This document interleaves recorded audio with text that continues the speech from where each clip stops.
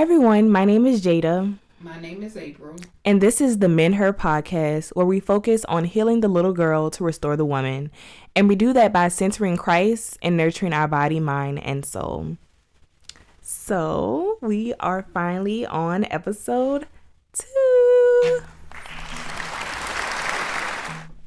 So, how you feeling?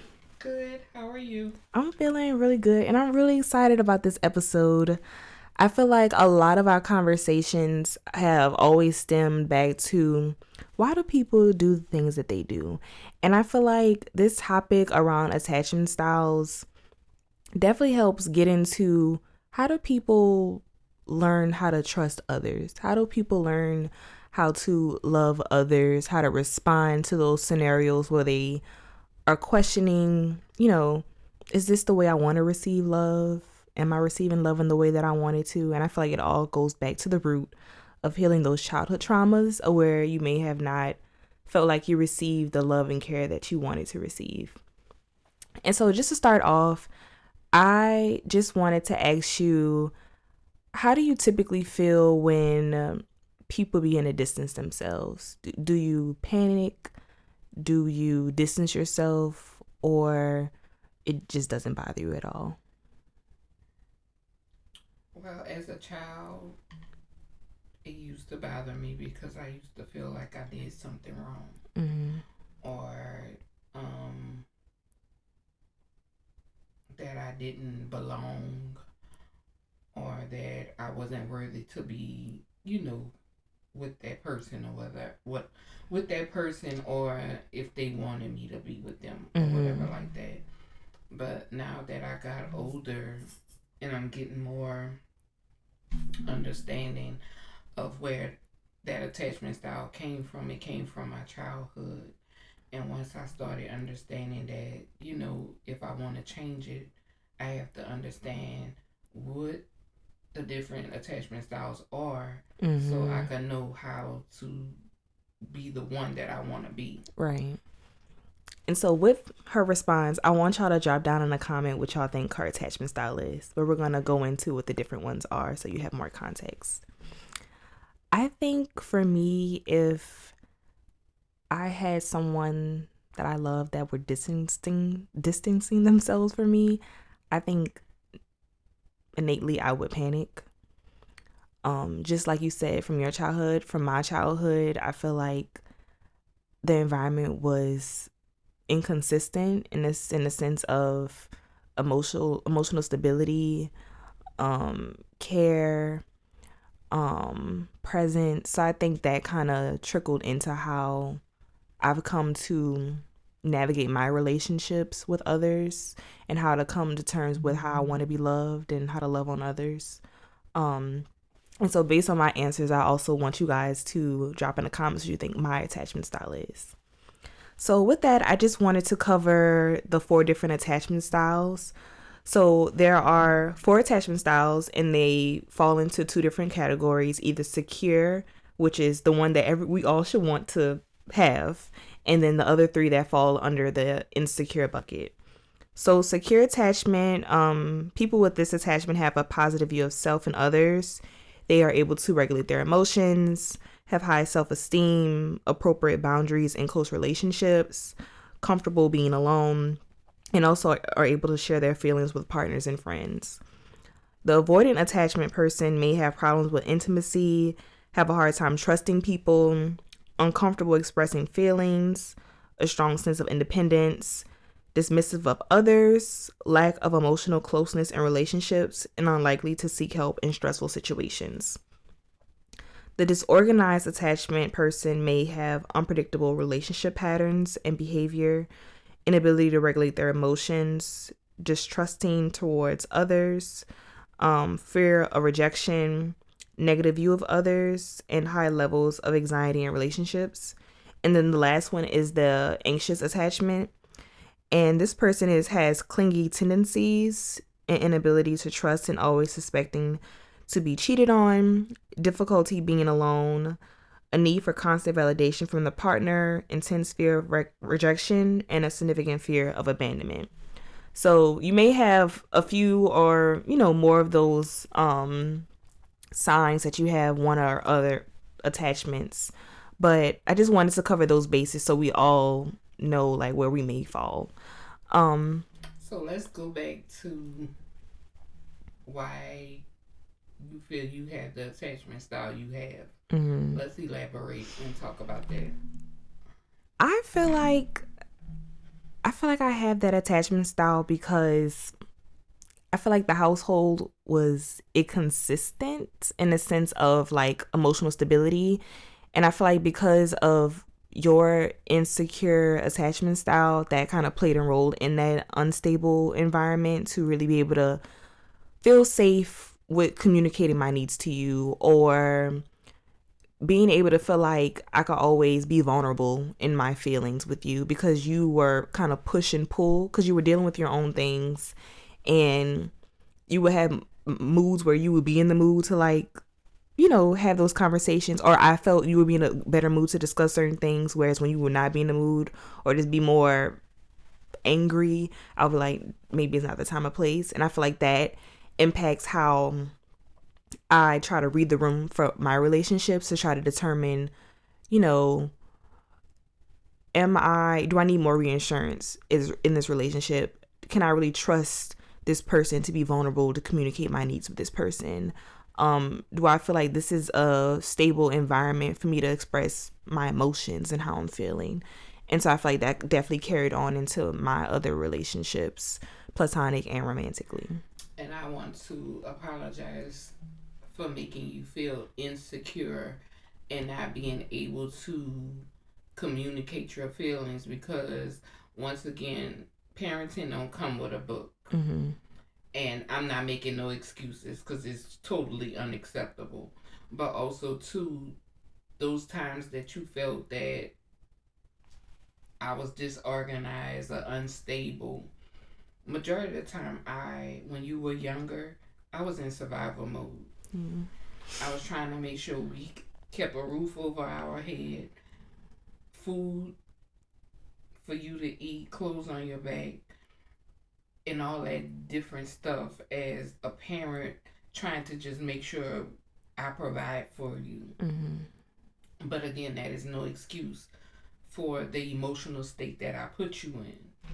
But also, too, it was a learned behavior. Mm-hmm. And that learned behavior came from my parents. Mm-hmm. That's how I learned how to deal with the things that I was going through. Not saying that it was right or justified, but that's the reason. I just want to clarify how we got to that point. Right. And this is when I say, parents, we have to have these conversations because our children are growing up and not realizing where these things come from until we have these type of conversations. Right. And I'm glad that Jada is realizing and able and feel comfortable enough to come tell me this is where this comes from. Mind you, we have these conversations outside of this podcast, so this is nothing new. But this is how we want you guys to be able to have conversations, difficult conversations, without feeling offended Mm-hmm. behind it. Because not once her communicating this on this podcast do I feel offended. I don't feel ashamed. And the reason why I don't feel ashamed is because this is a healing process I've been started with Jada.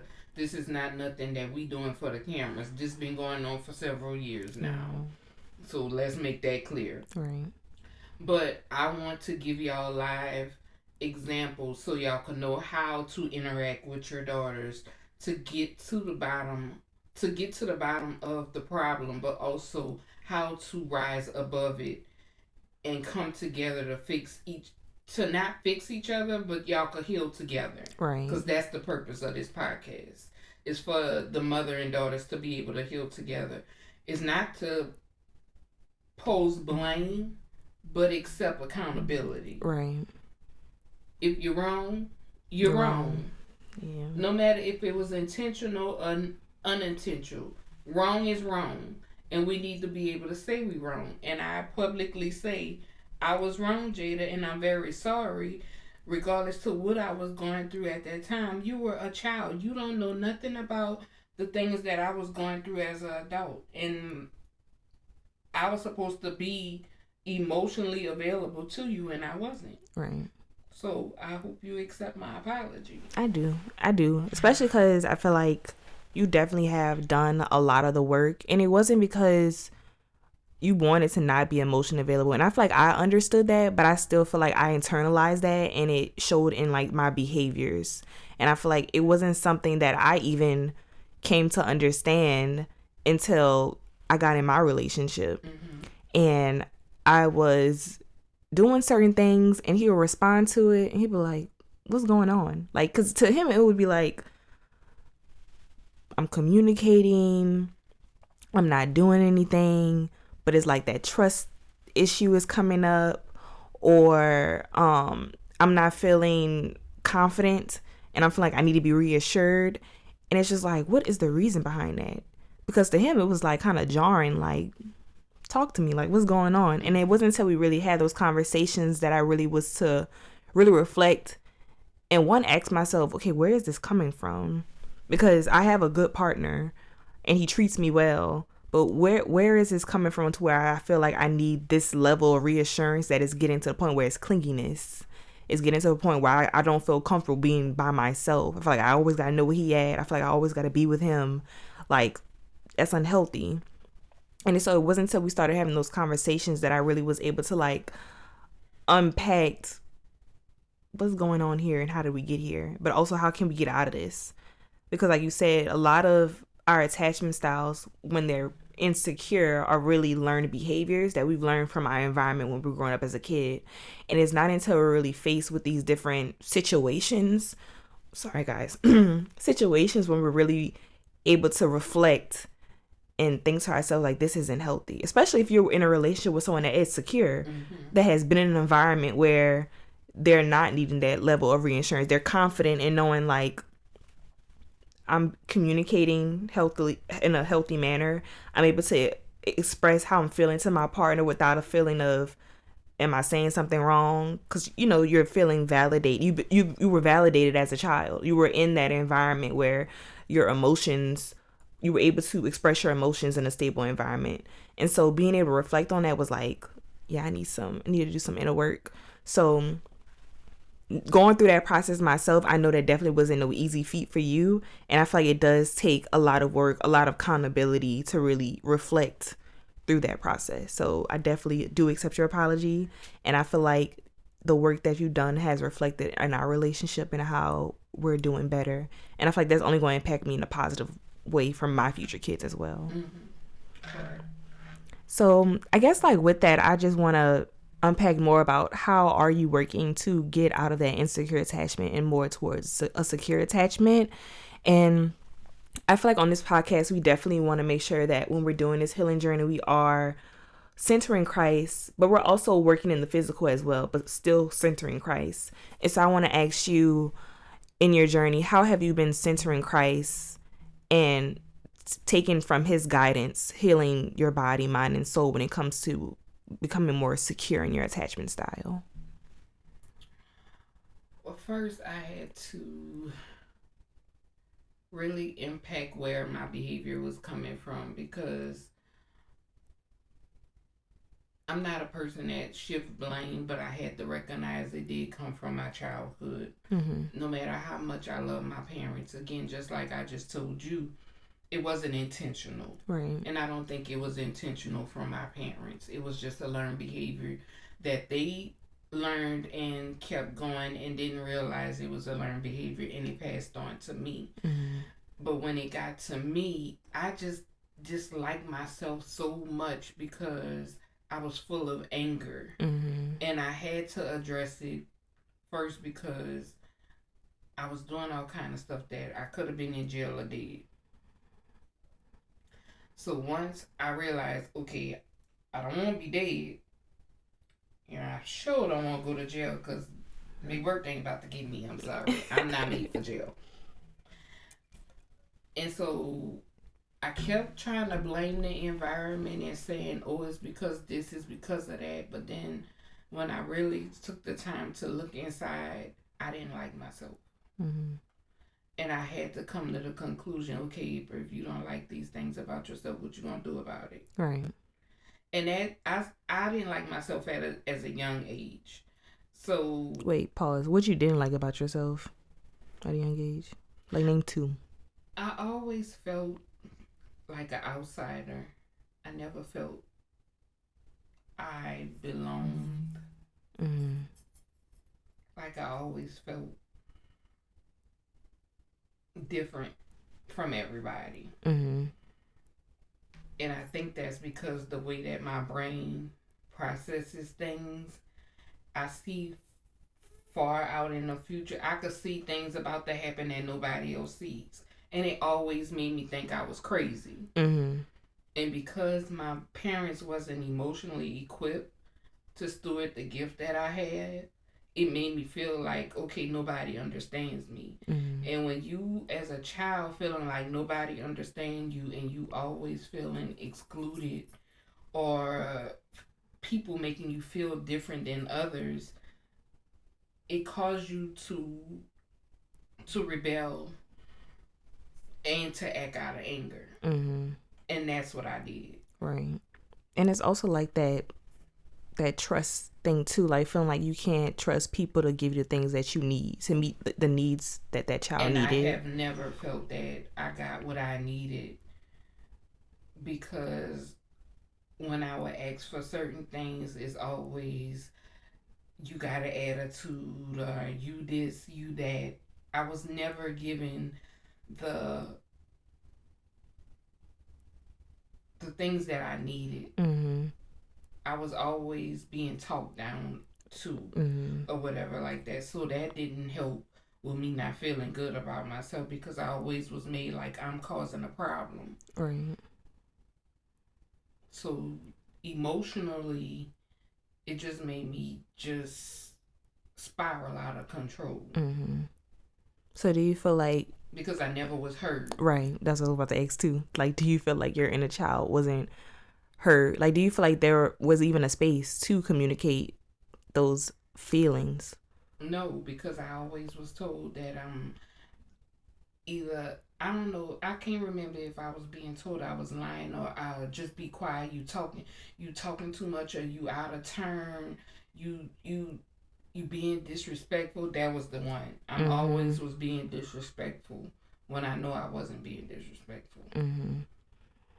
And so, how has that played out in your relationships today, or in the past when you didn't realize that you had a disorganized attachment? Well, as far as relationship wise, I know I picked up a lot of my mama patterns where, and I disliked how my mama treated my daddy, Mm-hmm. because I didn't like the arguing and the going back and forth and all that. But I noticed that was a pattern that my mom picked up from my grandmother. Mm-hmm. And I ended up picking that up, but I disliked it so much, but I never addressed Just it, and it. I ended up acting just like what I disliked. Right. But I also realized too that was also because I've always been trying to be heard and nobody listens. And then when I want to be heard, I have to scream and holler to be heard. Mm-hmm. And that makes sense, especially if you weren't given that space to communicate your emotions. And so you're bottling it up to yourself because you're the only person really understand how you're And I'm feeling. not good at bottling my And emotions. that's how it comes out as anger, as this form of aggression where it's like you're being disrespectful, you're Mm-hmm. talking out of turn, such and such. So, But as far as love, in my family, we didn't give hugs. mm-hmm. We weren't told I love you. You were told I love you by the bills being paid, you having a Mm-hmm. roof over your head, you having food on the table. That was the way we were showing love. But as far as it being verbally or physically shown by giving a hug, or how you could come sit on my lap and stuff like that, we that wasn't our dynamic in our family. Mm-hmm. And even in my parents' family, it wasn't that dynamic. That was like foreign. If you Right. go up to somebody and give them a kiss and a hug, but that's why I tried to make it something between you and I where I always tell you that I love you, that I hug you, I give you a kiss, I hold you, because I Mm-hmm. wanted you to not just hear it, but I wanted you to feel it. Right. Yeah. And that's something that I had realized too. Like in my relationship, I feel like you definitely broke that. With my boyfriend, I feel like he was more physical and I was more acts of service. Mm-hmm. But with my friends, I do feel like I'm very much like a hugger. I feel like even when it comes to like people I don't know, I be like immediately Mm-hmm. going to hug them just to show some type of affection. So I feel like you definitely have broken that because I could definitely attest to that. Like in our family, it is very like cold. Like, but I feel like your mom has worked on it with me. Well, she worked on it with you. Yeah. It still feels awkward Mhm. between us. Well, between me and her. I don't know how it is with her and my sister, but it still feels awkward. Mhm. So, what are some ways? I don't think you touched on it like spiritually. What are some ways that you're helping move from that disorganized attachment to more secure attachment? Well, I know I had to ask God to help me to get to a place where I'm not seeking validation from my parents and not trying to be chosen. I know I'm chosen by Him, Mhm. and I know that they didn't mean any harm. I really don't believe it was intentional. So first, I had to forgive them, Mhm. but also I had to ask God to help me along this journey. By telling me who I am, because Mhm. I've always felt I didn't know who I was. And the reason why I never knew who I was because I have my daddy last name, but my daddy don't know who he come from. You see what I'm saying? So Mhm. I think that trickled down to me of not feeling like I know who I am, and I've always questioned that. And then that's when I just started having conversations with God, and He started revealing, to me who I am, but also to realizing that my earthly parents did the best that they could, but He's my heavenly Father, and He knows everything about me. He even know the number of hairs on my head. Mhm. So once I started realizing that, even though on earth it may seem one way, but being a child of God, He knows everything. So I will go to Him and just have conversations with Him and ask Him who I am and how do I get more secure in my attachment, but also too realizing that I have to heal internally the things that are wrong with me, like Mhm. heal my heart, like do surgery on my heart, mend the broken pieces of my heart back together, because those wounds, in order for me to heal, He needs to mend those back together, but I also need to know what it is that's being mended back together. Right. Yeah, having those Mm-hmm. revelations from God and having Him be able to orchestrate those next action steps to moving from that insecure attachment to a more secure attachment. So that definitely, But it takes a lot of forgiveness too. yeah, that who you telling? Yeah, because it does take a lot of forgiveness to be able to forgive. And move forward, because if you Yeah, don't forgive, you're going to constantly keep revisiting the past yeah, and dwelling on the past. And to me, that's the first step. You have to forgive. right. I feel like for me, I feel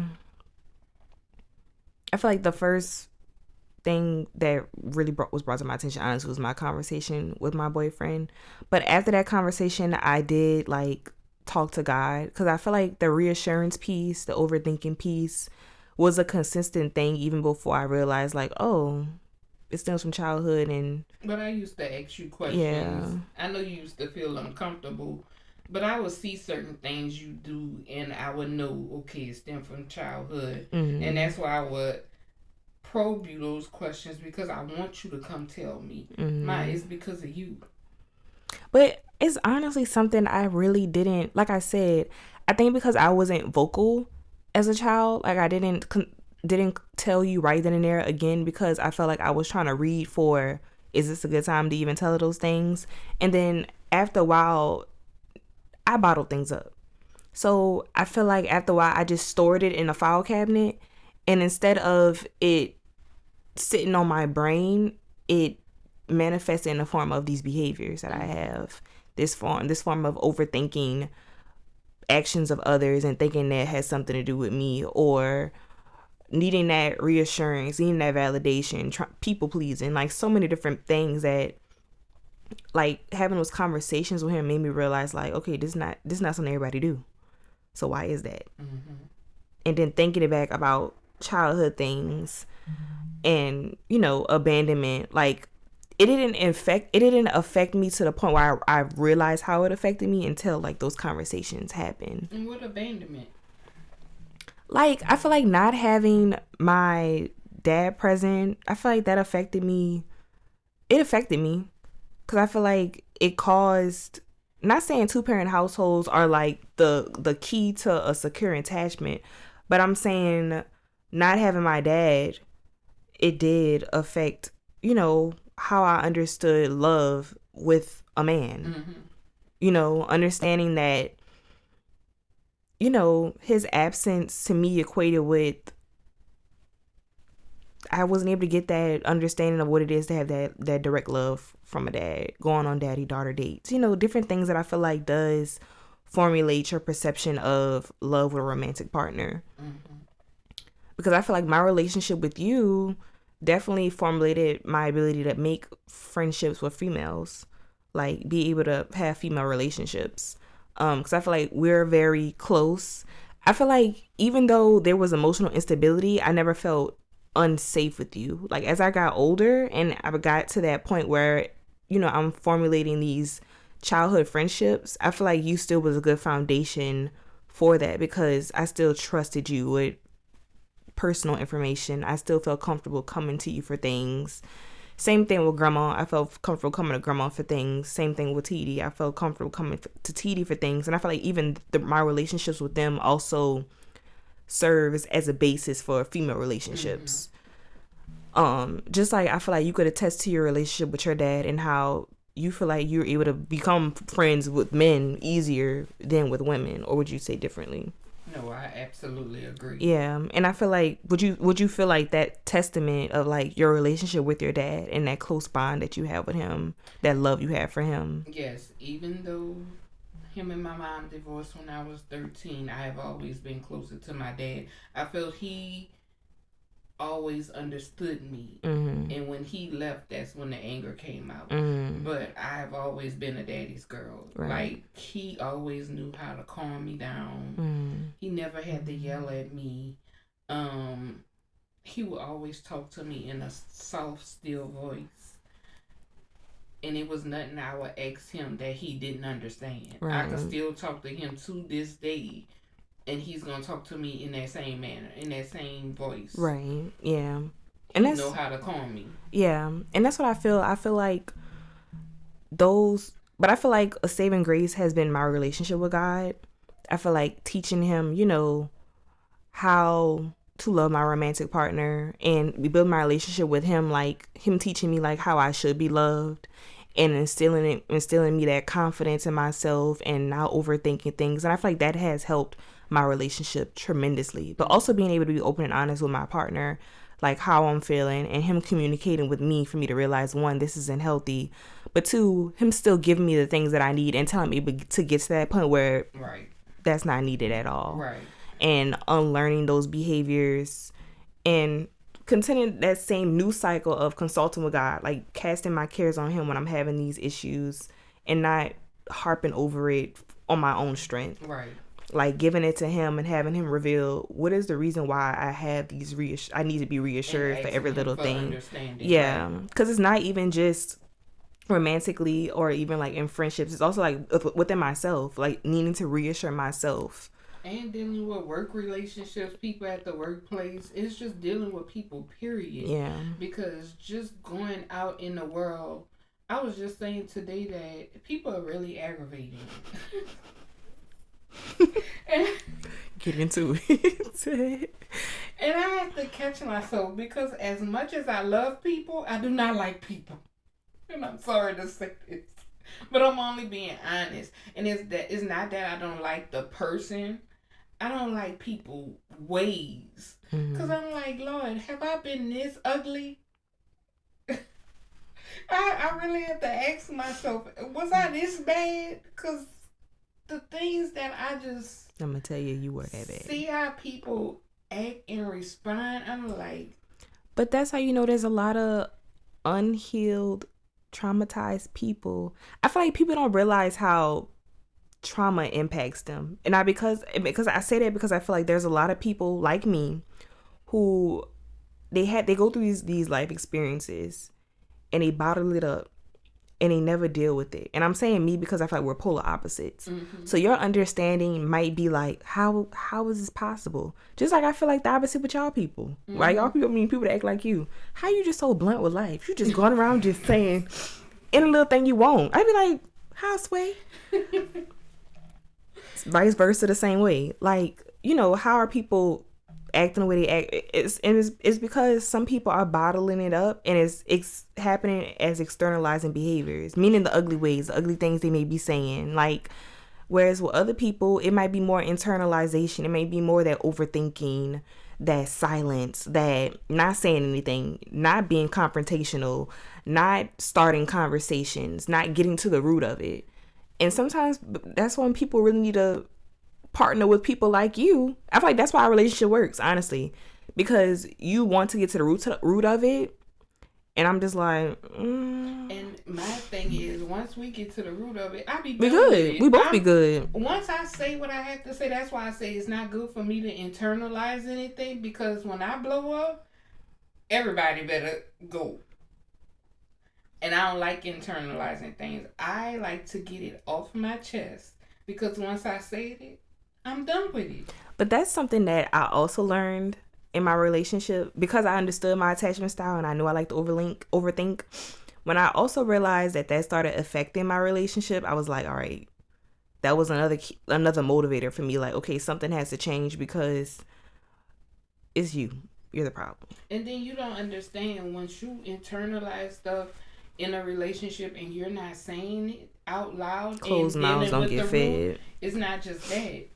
You constantly building up on one problem after a problem after a problem, and then when you didn't had enough, you blowing up, and nobody know what you blowing up for because you never said nothing. That's why a lot of relationships are not where they need to be, is because they don't talk, they don't get to the root of it, and then you wait 3-4 months till 5-6 different things didn't happen, and then you don't remember what happened. And then you mad for nothing. Nobody know what they mad about, but y'all mad. Yeah. I don't like that. I like to deal with it right when it happened, meaning it don't have to we don't have to deal with it right at that second, but within 24 to 48 hours, we need to have a conversation. Yeah. Because I'm not going to bed mad. And I'm not going to lie, old me would have been like, girl, but me now, especially because that's one of the learned behaviors that I'm unlearning, it's just like, Jada, don't sit with this. Like, look at the relief that you will feel for just getting off your chest, and also just understanding there's just a certain way to say things, so it's not rude, it's not condescending, but there's a way that, especially if I feel that my relationship is a safe space, there's no reason why I should feel like I can't trust my partner with my thoughts, feelings, and emotions. And also too, when you're having difficult conversations, you shouldn't feel, oh, the relationship going in because I'm saying how the way I feel. If it end, it needs to end, because then that goes to tell you that this person is not for you. This person not for you, nor is it a safe place, because our relationship is not going to always be peaches and cream. Right. We're going to have disagreements, but we need to be adults about it, where we could agree to disagree and come to a common ground. Right. You see what I'm saying? But if you never having difficult conversations and you just constantly letting stuff build up, then you just you just waiting for a bomb to go off. Right. And then that's when you can't come back from it, because you don't even know where it started. Right. And that's how I know I found a good man. You got a good man, Savannah. Because I feel like when we would have those conflicts, I feel like there'll be one-sided conflicts, honestly. Because he would just be like, why you just didn't say that? Like, I know like a lot of men, they do be confused, but my man was really confused. He would be like, why you just didn't say that? Or we can't just talk about this. Like, let's just have a conversation. And see, so that's the type. when he would say that, I'd be like, am I the crazy person? Yes. Dang, it's me. And so people don't lie when they say when you are in a healthy relationship, your toxic ways really are revealed. Mm-hmm. Like the mirror is really yes. looking at you, because the work, the Jada from 2020 to the Jada in 2026, a testimony. Because I feel like I'm no longer overthinking. I'm no longer feeling that like that clinginess. Like, oh, if he don't text back, he's doing this, and this. I'm like, oh, thank God he not texting back. I'm like, I could have some me time, you know? Right. Or just having that trust to know that me and my partner are in a stable relationship, a healthy relationship, is safe. I could communicate how I feel. If I do have a question, just ask it and move on. Like, you know, no longer having to just be in my head about it. And then another reason why my attachment was disorganized was because of my marriage. Get into it. It was because I got married and I lost myself because I was trying to be a perfect wife and to realize there is no perfect wife. Right. But at the same time, you don't have to be married and lose yourself. You can still be who you are and still be a good wife. And that's another reason why it was disorganized. Yeah. Do you feel like when you got in that relationship, you were still disorganized? Like, did you do any type of healing? Like, did you have any recognition, like, I am disorganized before you got married, or? Not really. I think my divorce made me recognize that I need to do something better. Did you have, like, a specific moment when you recognized that you were disorganized? When I was getting divorced. Oh. So what were the thoughts going in your head when that was going on? It was a lot going on in my head because I was like, how can someone publicly choose you and then embarrass you the way that they did? And then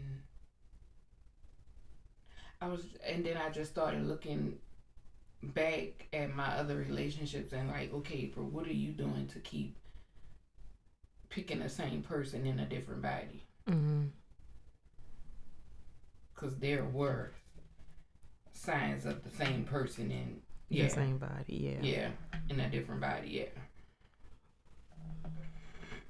yeah. I'm glad you recognized it, because you already know what that looked from, but yeah, I just think it's just so, I don't know, it's just so fascinating to really come to that point in your life when you're able to really reflect and say. And I'm not saying that these people were bad. Yeah. We all connected off of trauma. All my relationships was connected off of trauma. And that's something I feel like a lot of toxic relationships are like are trauma bonds. Are literally trauma bonds. Like when I be seeing people attracting the same people in different bodies, in different fonts, and I'm just like, you don't see how that. And then people complaining about that person, but it's like, that's you. Yeah. That's you in a female body, and you don't even see it.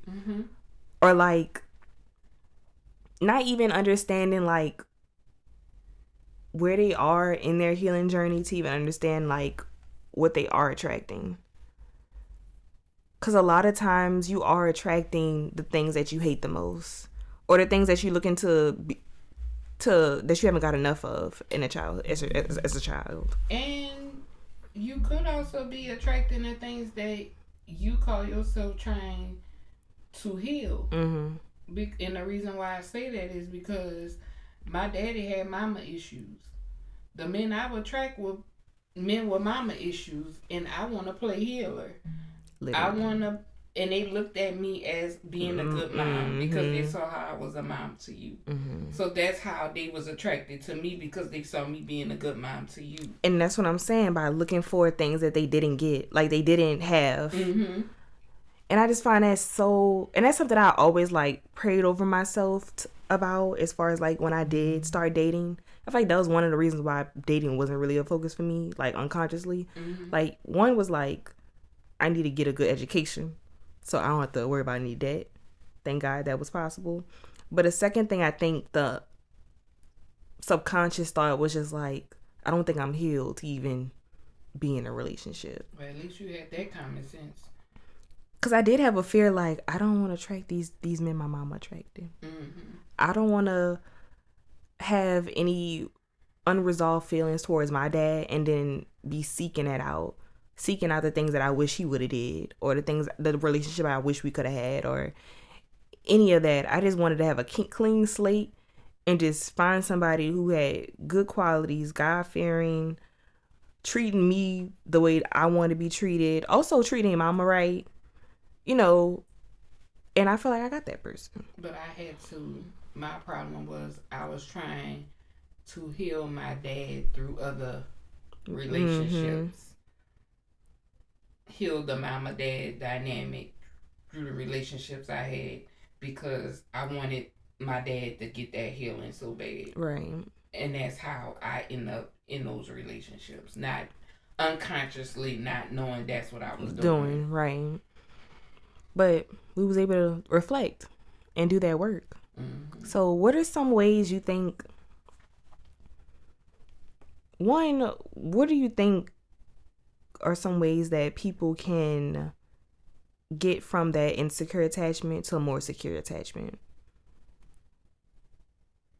Really understanding where that attachment style come from, like really digging deep to the root of it, and then looking at where it is you want to be and start working yourself towards those attachment styles that you want to be. But you have to, again, acknowledge, forgive, and renounce and replace. Right. And also spiritually, talking to God to help with that revelation. And then if it's a pattern, it's also an iniquity on the bloodline. So you have to renounce that evil covenant that's on the bloodline, because there's more. People don't understand that life is so spiritual, and before it happens on earth, it happens in the spirit. So you need to renounce it and replace it in the spirit before it could happen on earth. Right. And that's part of reading your Bible. You'll understand that. So with that, I just want to take a pause here because I do have a game. And this game is, are you attached or are you secure? So I have 8 scenarios in here, and each of us could read one scenario and then ask the other person what attachment style you think this is and what do you think that inner child needs from that scenario. So you want to go first?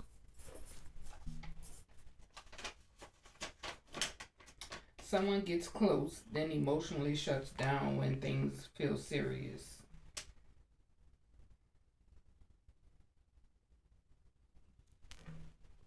Disorganized. Avoiding attachment. Inner child protecting herself from getting hurt emotionally.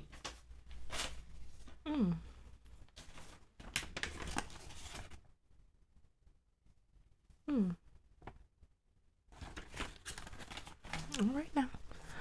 Okay. Someone deeply wants connection but pulls away the moment they start to feel vulnerable.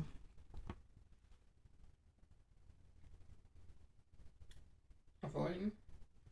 Disorganized. Inner child wants love but they don't feel safe receiving it. Dang, y'all, we 0 for 2. We gotta get with this with the attachment styles. Someone blames themselves every time there's conflict. Avoidant. No. Anxious. I mean anxious. Anxious, preoccupied, inner child afraid of abandonment. Yeah.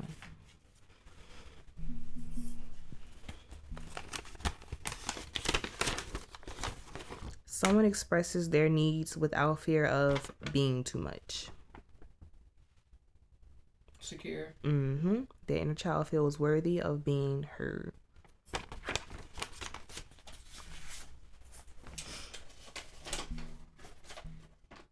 Someone communicates openly and doesn't panic at distance. Secure. Inner child feels safe.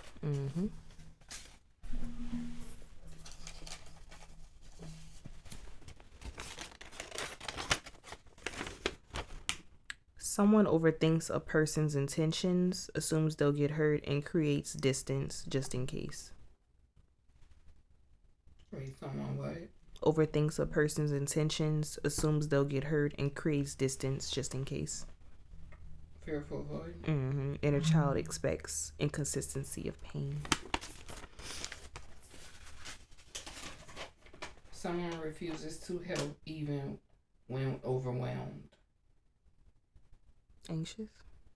Dismissive, avoidant. Inner child learned I'm on my own. Oh. I think everybody anxious.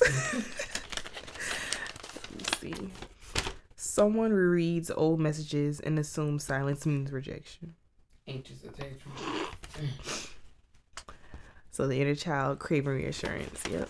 Sounds like right. Is this play about me? Someone walks away from inconsistency instead of trying to fix it. Secure. Inner child chooses peace over chaos. I know that's right. And that's what we all should be aiming for. Secure attachment. So what did you think about this game? What are some ways, let's say we have someone who reads old messages and assumes silence means rejection. What advice would you give that person spiritually? Yeah. So basically, if you had to give spiritual advice to me, because this is something that I tend to do, we're reading old messages and making assumptions.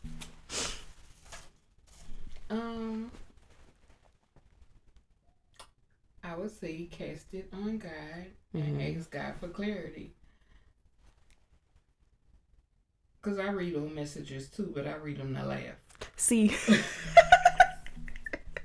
I wish. I read them to laugh, but also when I reread them, I'm like, oh, that's this growth. What this person really was saying. Because I don't catch it all the time when I'm texting. But sometimes I reread and I'm like, oh, I didn't even know that's what they actually was saying until I reread it. So, yeah. How often can you tell tone from a text? Because there's only one person I could do that with, and that's you. I could tell tone. I could tell where the conversation about to go to. I don't know. I think that just goes to explain how deeply connected we are. Because I feel like you be knowing what things going on with me when I don't even say it. But I feel like text, it's sort of like, your mama didn't mean it. No, she meant what she said. She said what she said. Oh, I mean every bit of what I said when I text. So can you do that? Can you tell tone from other people that you text? I could tell tone, but if it's coming off a certain way, I would ask, what did you mean by that? Or just for clarity. But I ain't trying to make you change what you said, because you said what you said. I want you to stand by what you said, because I stand 10 toes by what I said. That's a secure attachment sound like. But if I need to clarify what I said and say it in a different manner so you can understand what I said, I don't mind doing that. But I'm the type of person, I be wanting people to stand 10 toes down on what they say. Don't change up what you say. You say what you say. But that makes sense, because you want to be able to communicate how you feel, and I want people to be real with me. Yeah. Don't lie to me, because I know when you're lying. Yeah. I know when you're being passive aggressive. She throwing shade, y'all. She throwing shade. But it's okay. I can admit, I do have my passive-aggressive tendencies, but I'm working on it. I really am working on it. And I feel like that is the internalizing piece. Yeah, clap it up. I am... See, that's the first step. I mean, you have a problem. We're admitting we have a problem. Because whenever she bring it up, I be like, you right. I do have my passive aggressive tendencies. Am I proud of that? Absolutely not. I'm not even trying to toot my own horn.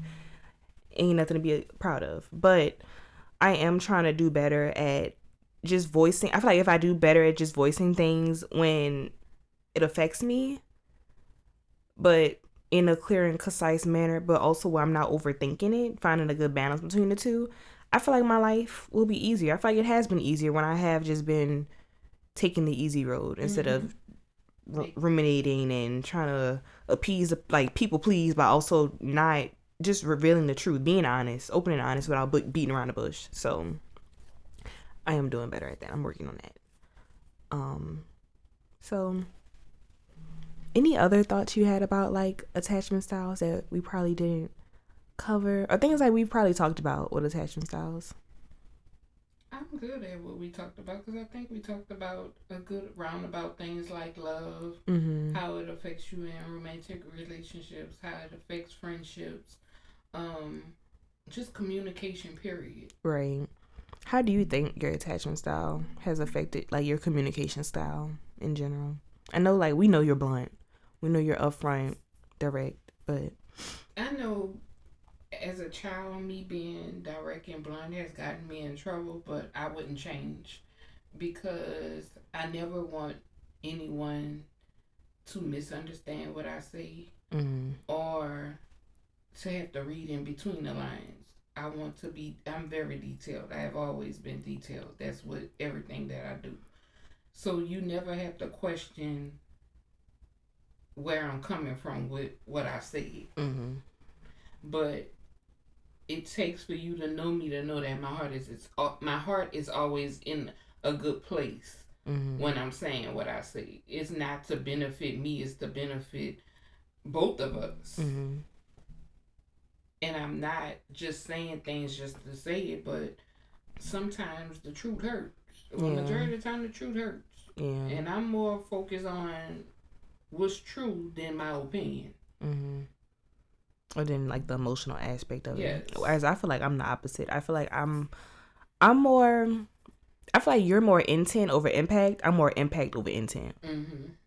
Like, how is it gonna impact you? Rather than focusing on my intention, it's really clear the air. Clear the air out. Like, I'm just trying to clear the air. I'm trying to get us to a better. Really clearing the air because your intent. No, that's what I'm saying. I said I'm more impact, focused on the feelings than the intent, meaning when I should be focusing more on the intent. Well, yeah, your impact still may not be impactful because you're not being intentional enough to say what's really going on. Right. So you still leaving doors open for there to be miscommunication. Right. True. I don't like that. True. You got me. Because you still leaving room for misinterpretation. Yes. Yeah. And yeah, because you're not really resolving anything. You're just pushing it off to blow up eventually if you're not really unpacking what's really going on. Yeah, jinx. But that's a good point. Well, this was our conversation on attachment styles. And again, as we're going through this journey of healing the little girl to restore the woman, we really want to make sure that we are first centering Christ as always. So making sure you're consulting with Christ and having these conversations to really unpack, God, what are some things in my childhood that have impacted the way that I form my relationships with family, with friends, with loved ones, and how that affects my communication styles. And also, what inner work are you doing physically, mentally, to really unpack what has happened in your childhood that has created these learned behaviors in adulthood.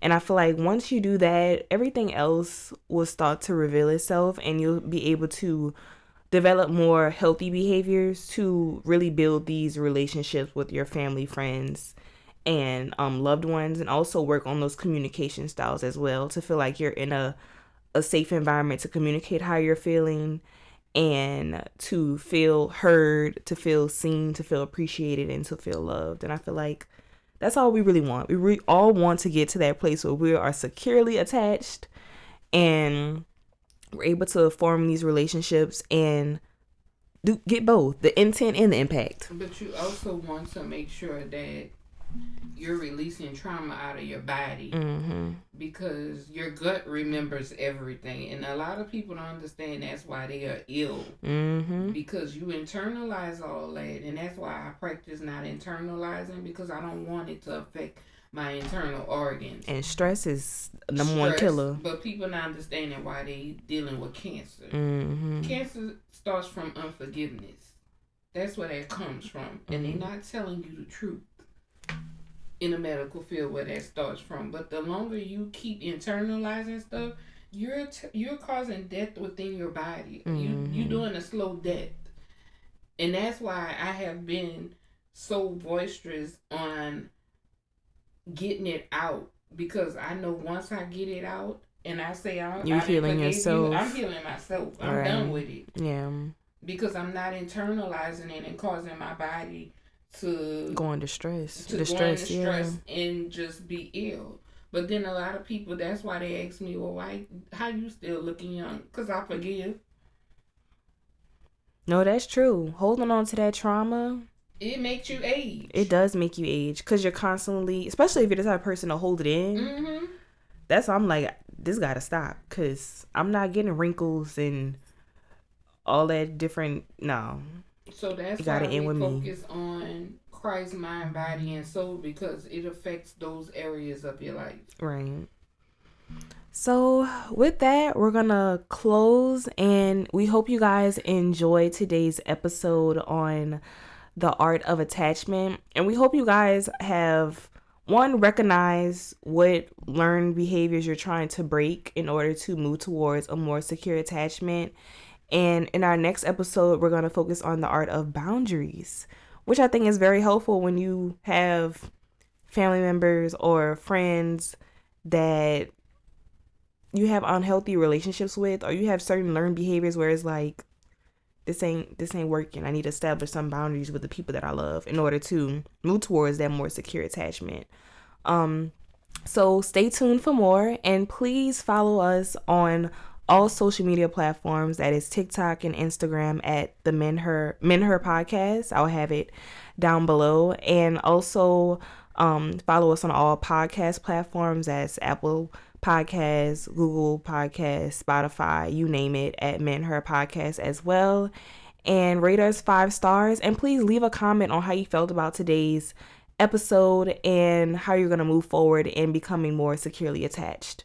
See you in the next one. Bye, everyone. Bye.